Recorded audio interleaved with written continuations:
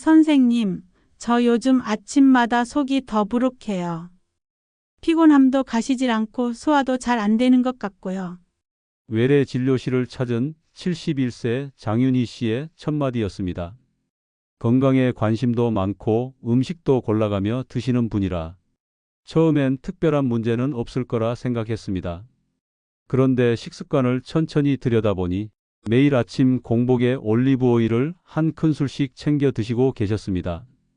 거기에 점심엔 샐러드에 올리브 오일을 가득 뿌려 먹고 저녁엔 볶음 요리에 식용유 대신 올리브 오일을 사용하는 습관까지 있었죠.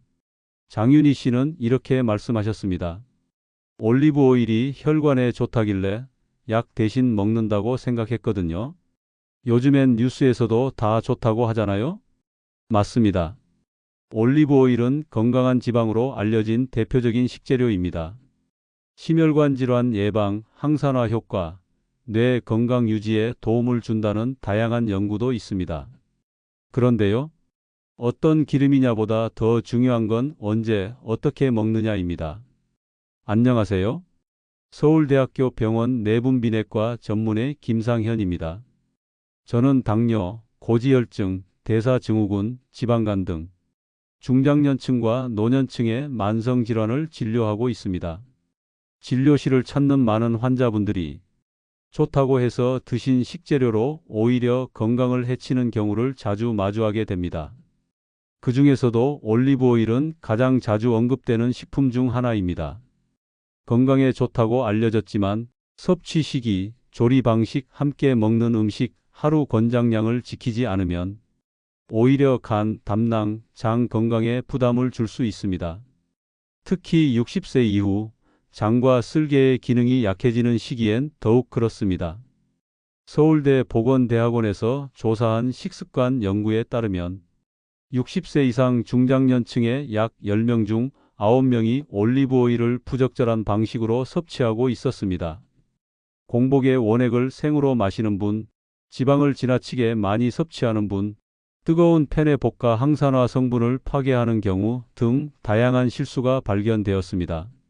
심할 경우 담즙 분비 이상, 위장 기능 저하, 장내 유해균 증가, 간 효소 수치 상승과 같은 문제가 발생할 수 있습니다. 게다가 고지혈증이 있거나 지방간이 진행 중인 분에게는 무심코 먹은 올리브 오일이 증상을 악화시킬 수도 있습니다. 혹시 여러분도 혈관 청소된다니까 매일 공복에 먹는다. 버터 대신 무조건 올리브 오일을 쓴다. 좋은 기름이니까 많이 먹어도 괜찮다. 이런 생각하고 계시진 않으신가요? 오늘 이 영상에서는 많은 분들이 잘못 알고 있는 올리브 오일의 위험한 진실과 실제로 약이 되는 섭취 방법, 그리고 서울대 의대 연구팀이 권장하는 황금 조리법까지 자세히 알려드릴 겁니다. 절대 놓치지 마세요. 지금껏 좋은 줄 알고 계속 드시던 그 습관이 당신의 건강을 조금씩 망가뜨리고 있었을 수도 있습니다. 올리브 오일 제대로 알고 먹어야 혈관도, 장도, 간도 건강해질 수 있습니다. 오늘 영상 반드시 끝까지 시청해 주세요. 그리고 건강에 대한 정보 앞으로도 놓치고 싶지 않으시다면 지금 구독과 좋아요 꼭 눌러주세요. 여러분의 관심이 여러분 자신을 지키는 가장 강력한 건강 백신입니다. 올리브 오일은 지중해 식단의 핵심입니다. 세계보건기구와 미국 심장학회에서도 심혈관 건강에 이로운 기름으로 분류하고 있죠. 그만큼 다양한 논문과 임상 연구에서 그 효능이 검증돼 있습니다. 대표적으로 올리브 오일에 들어있는 올레산이라는 성분은 혈관 염증을 줄이고 나쁜 콜레스테롤을 낮추며 심장병 위험을 줄이는 데 기여한다고 알려져 있습니다. 또한 폴리페놀이라는 항산화 물질도 풍부합니다.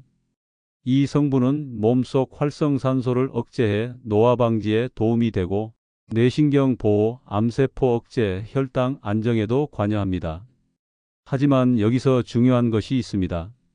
이러한 유익한 성분들이 어떤 환경에서 섭취하느냐에 따라 몸에 흡수되는 정도가 크게 달라지고 심지어 부작용으로 전환될 수도 있다는 사실입니다.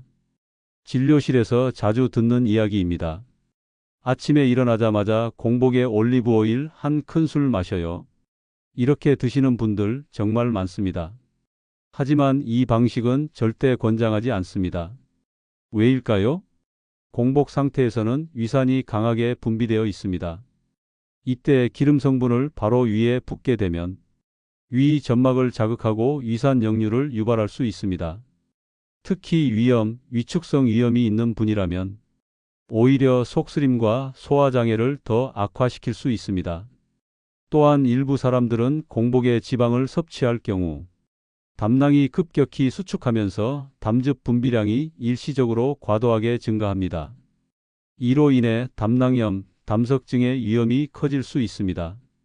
그뿐만이 아닙니다. 올리브 오일은 열에 취약한 기름입니다.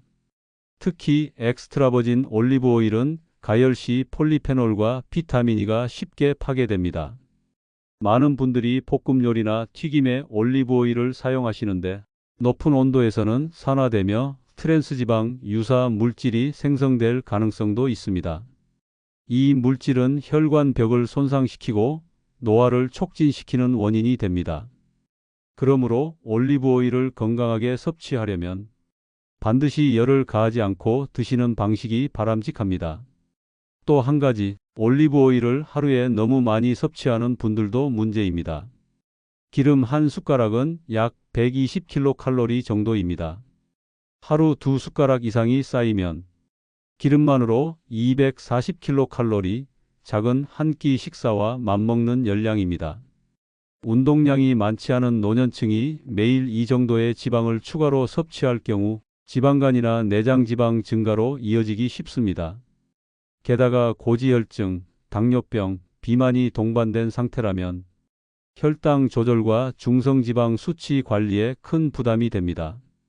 결론적으로 아무리 몸에 좋은 올리브 오일이라도 공복에 먹으면 위장장애 위험이 있고 가열하면 항산화 효과가 사라지며 과량 섭취하면 오히려 대사질환을 유발할 수 있다는 사실을 기억하셔야 합니다. 그럼 어떻게 먹어야 좋을까요? 바로 다음 단계에서 몸에 약이 되는 황금 섭취법과 정확한 양, 어떤 음식과 함께 먹으면 더 큰 효과를 내는지 알려드리겠습니다. 올리브 오일을 어떻게 섭취하느냐에 따라 몸이 반응하는 방식은 완전히 달라집니다. 제가 진료실에서 직접 만난 환자들 가운데 정확한 섭취법으로 건강을 되찾은 분들의 이야기를 소개해 드리겠습니다. 먼저 68세 정현숙 씨입니다. 이분은 공복에 올리브 오일을 마신 지 6개월째였습니다. 처음엔 혈관 건강을 위해 시작하셨다고 했지만 이후 속쓰림과 식욕 부진이 심해졌고 위내시경 검사 결과 위 점막에 자극 증상이 관찰됐습니다. 담즙 역류 소견도 있어 담낭 기능 부담이 컸죠. 저는 정현숙 씨에게 몇 가지 실천 방법을 알려드렸습니다. 먼저 공복 섭취를 중단하고 점심 또는 저녁 식사 직전에 소량을 샐러드에 곁들여 먹도록 권유했습니다. 또한 기름을 가열하지 않고 날 것으로 섭취하고 하루 총량을 10g 내외, 즉 작은 숟가락으로 하나 정도만 사용하도록 했죠. 4주 후 정현숙 씨는 놀라운 변화를 경험했습니다. 속쓰림이 사라지고 식후 더부룩함이 없어졌다고 말씀하셨습니다. 무엇보다 혈액 검사에서 중성지방 수치가 18% 감소했고 간 수치도 안정화되었습니다. 두 번째는 72세 백이동 씨입니다. 이분은 고지혈증으로 약을 복용 중이셨고 기름은 다 나쁘다며 모든 식용유를 끊고 엑스트라버진 올리브 오일만 사용하셨습니다. 그런데 문제는 매 끼니 볶음 요리를 해 드시며 그때마다 올리브 오일을 팬에 가열하고 있다는 점이었습니다. 고온에서 산화된 기름은 염증 유발의 원인이 됩니다. 백이동 씨는 자주 피로감을 느끼고 정기검진에서 체내 염증 수치를 나타내는 CRP가 높게 측정됐습니다. 섭취 방법을 바꾸어 드리도록 지도했습니다. 가열하지 않고 드레싱 형태로 사용하거나 익힌 음식 위에 뿌려서 섭취하시도록 했습니다. 특히 토마토, 브로콜리, 호두 등 지방 흡수를 도와주는 식품과 함께 섭취하도록 안내했지요. 6주 후 백이동 씨의 체중은 2kg 감소했고 염증 수치 역시 눈에 띄게 떨어졌습니다. 같은 기름인데 먹는 방식만 바꿔도 이렇게 다르냐며 놀라워하셨습니다. 마지막은 70세 김희자 씨입니다. 당뇨병과 지방간을 함께 앓고 계시던 분으로 저탄수화물 식단에 집중하시며 올리브 오일을 하루 3, 4숟가락씩 드셨습니다. 심지어 요거트에도 올리브 오일을 섞어 드셨죠. 그 결과 혈당 조절이 되지 않아 공복 혈당이 170 이상으로 유지되었고 지방간 수치 또한 개선되지 않았습니다. 김희자 씨에게는 지방도 과하면 독이 될 수 있다는 설명과 함께 올리브 오일을 하루 2숟가락 이하로 줄이도록 권유했고 식사 중 탄수화물과 함께 섭취하되 혈당 지수를 낮춰주는 채소나 단백질과 함께 조합하도록 조언했습니다.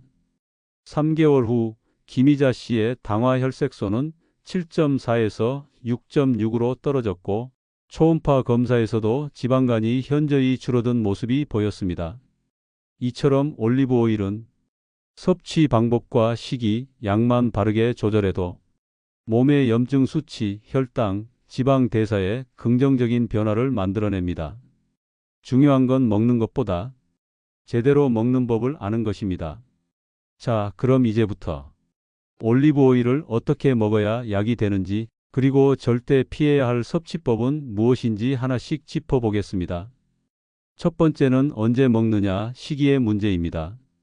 많은 분들이 공복에 올리브 오일을 마십니다. 하지만 앞서 말씀드렸듯이 공복 섭취는 위산 과다, 담낭 자극, 위장 장애를 유발할 수 있어요. 그래서 가장 좋은 타이밍은 식사와 함께 또는 식사 직후입니다. 식사에 들어있는 음식들과 섞여서 위장을 보호해주고 지방 흡수도 더 안정적으로 이루어지거든요. 두 번째는 어떻게 조리하느냐입니다. 엑스트라 버진 올리브 오일은 향이 풍부하고 항산화 성분이 많지만 열에 약하다는 단점이 있어요. 그래서 이 기름은 절대 가열하지 말고 생으로 드셔야 합니다. 볶음이나 튀김용으로 사용하고 싶다면 가열 안정성이 조금 더 높은 정제 올리브 오일이나 포도 씨유 같은 다른 기름으로 대체하는 것이 낫습니다. 세 번째는 하루 권장량을 지키는 것이에요. 건강한 성인 기준으로 하루 10g에서 15g, 즉 작은 티스푼 기준으로 2숟가락 이내면 충분합니다. 이 이상을 꾸준히 섭취하면 칼로리가 누적되면서 체중 증가, 내장 지방 증가, 지방간 악화로 이어질 수 있습니다. 기름은 어디까지나 양념처럼 적당히 곁들이는 방식이 가장 좋습니다. 네 번째는 무엇과 함께 먹느냐예요. 올리브 오일은 항산화 효과를 극대화하려면 함께 먹는 재료가 중요합니다. 특히 토마토, 브로콜리, 생선, 견과류, 잎채소와 함께 드시면 지방이 영양소 흡수를 도와줘서 시너지 효과가 나지요. 예를 들어 익힌 토마토에 올리브 오일을 살짝 뿌려 드시면 라이코펜 흡수율이 올라갑니다. 이런 조합은 암 예방, 혈관 보호에 도움을 줍니다. 그리고 하나 더 말씀드리자면 위장이나 간이 약한 분 또는 담낭에 결석이나 이상이 있는 분들은 반드시 전문의와 상담 후 섭취량을 조절하셔야 합니다. 좋다고 무조건 많이 먹는 건 결국 내 몸에 맞지 않는 약을 계속 먹는 거나 다름없습니다. 또 하나 자주 묻는 질문이 있어요. 올리브 오일은 어떤 걸 사야 하나요? 마트에 가면 종류가 너무 많아서 헷갈리죠. 가능하다면 냉합착, 유기농, 엑스트라 버진 표시가 있는 제품을 고르시는 게 좋습니다. 색깔은 너무 밝지 않고 약간 녹색빛이 감도는 게 좋고요. 무엇보다 유통기한이 긴 것보단 최근에 생산된 신선한 제품을 고르시는 것이 핵심입니다. 열과 햇빛에 민감하기 때문에 보관도 중요합니다. 뚜껑이 꽉 닫히고 직사광선을 피해서 서늘하고 어두운 곳에 두는 것, 그것만 잘 지켜도 품질을 오래 유지할 수 있습니다. 정리하자면 공복 섭취 금지, 가열 조리 피하기, 하루 1~2숟가락 이내, 토마토나 채소류와 함께 섭취, 그리고 신선하고 냉암소 보관. 이 5가지만 기억하시면 됩니다. 올리브 오일은 분명 좋은 기름입니다. 하지만 아무리 좋은 것도 내 몸에 맞는 방식으로 먹지 않으면 오히려 건강을 해칠 수 있다는 것 오늘 꼭 기억해 주세요. 올리브 오일, 오늘 하루만 잘 먹는다고 해서 건강이 갑자기 달라지진 않습니다. 하지만 매일 작게라도 올바르게 실천하는 습관이 쌓이면 그 효과는 눈에 띄게 나타납니다. 건강이라는 건 원래 그렇습니다. 무언가를 갑자기 많이 한다고 좋은 게 아니라 내 몸에 맞는 방식으로 조금씩 꾸준하게 해나가는 게 중요하죠.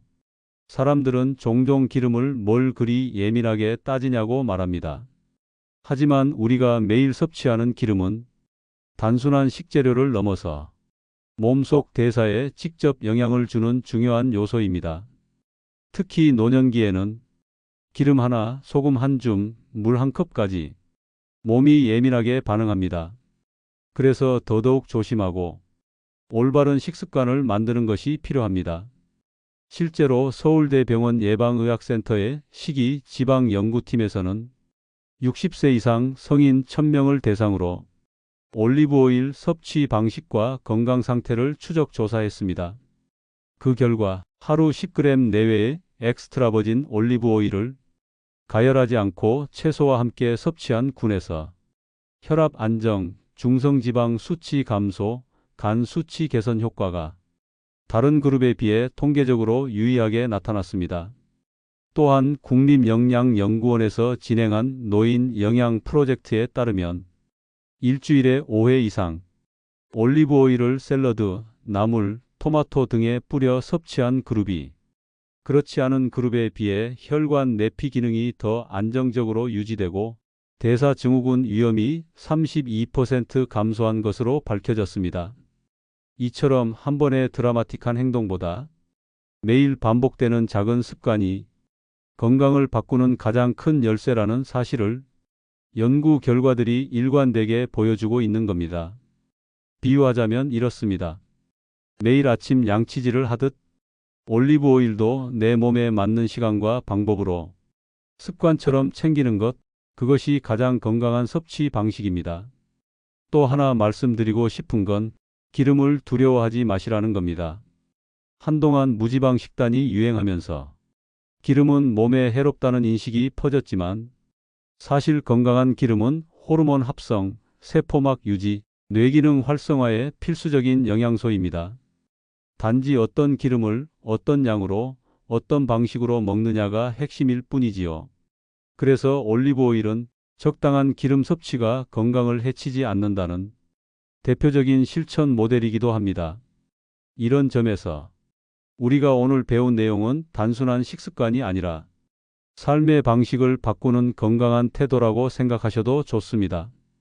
누군가는 기름 하나 바꿔서 뭐가 달라지냐고 묻겠지만 진료실에서 제가 만난 수많은 환자들은 그 사소한 선택 하나로 당뇨 조절이 쉬워지고 간 수치가 떨어지고 삶의 질이 높아지는 경험을 하셨습니다. 습관이라는 건 참 대단한 힘이 있습니다. 매일 무심코 반복되는 행동 속에 건강도 병도 숨어 있지요. 오늘부터라도 식탁 위에 올리브 오일 한 병 놓고 기름을 아예 피하기보다 좋은 기름을 잘 먹는 습관을 만들어 보세요.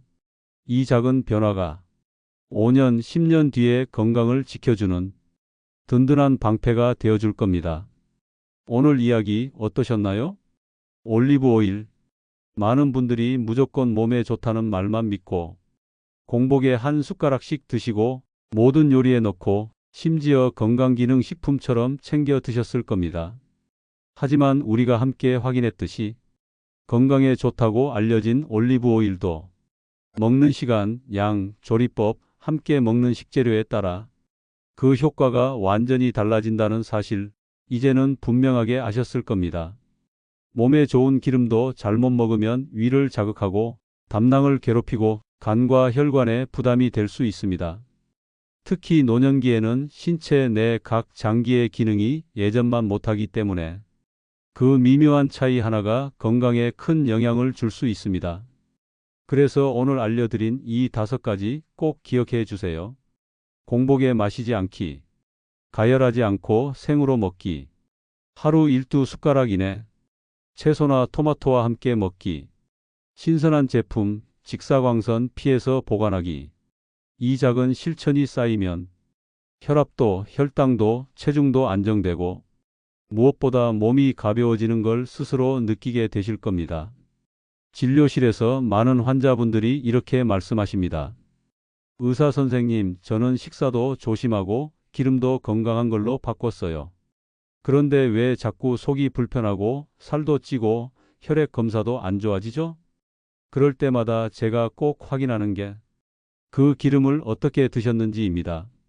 그리고 하나하나 섭취 방식, 조리법을 수정하고 나면 3개월, 6개월 뒤엔 대부분 수치가 좋아지고 몸 상태가 훨씬 편안해지셨다고 하시죠. 건강은 거창한 비법에서 나오는 게 아닙니다. 오늘처럼 평범한 식재료 하나를 제대로 알고 실천하는 마음에서 출발합니다. 이제 여러분 차례입니다. 올리브 오일 평소 어떻게 드셨는지 한번 돌아보세요. 오늘 영상 보시고 공복 섭취를 줄이셨다면, 가열 대신 생으로 드시기 시작하셨다면, 샐러드 위에 한 방울씩 곁들이기 시작하셨다면 그건 아주 훌륭한 출발입니다. 꼭 지금 댓글에 남겨주세요. 전 오늘부터 저녁 식사에 올리브 오일 한 숟가락 실천합니다. 공복에 마시던 습관 이제는 끊었습니다. 토마토와 함께 먹기 시작했어요. 이런 소중한 변화들이 또 다른 분들께 큰 용기와 정보가 될 수 있습니다. 그리고 주변에 올리브 오일 드시는 분 계신다면 이 영상 꼭 공유해 주세요.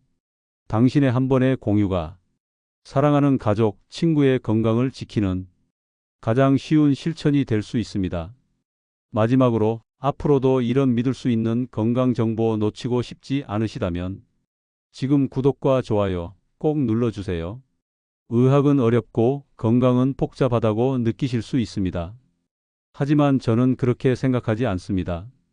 생활 속 한 가지 습관을 바꾸는 것, 그것이 건강의 시작이자 끝입니다.